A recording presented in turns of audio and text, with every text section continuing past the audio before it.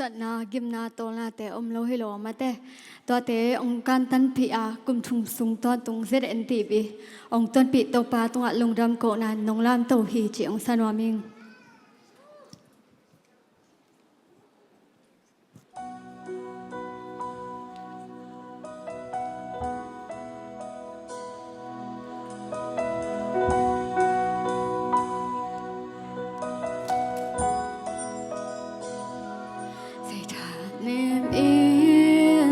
Dana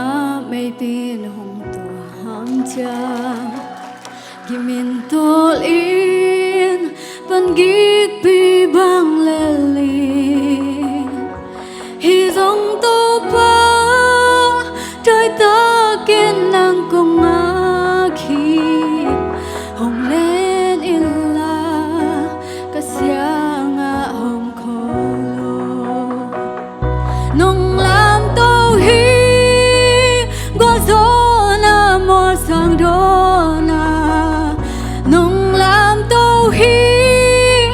tôi hoa viên hồng nô kha cả tha thi nên liang cô tung nông bạc cha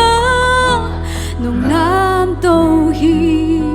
chừng tác lô cây nun na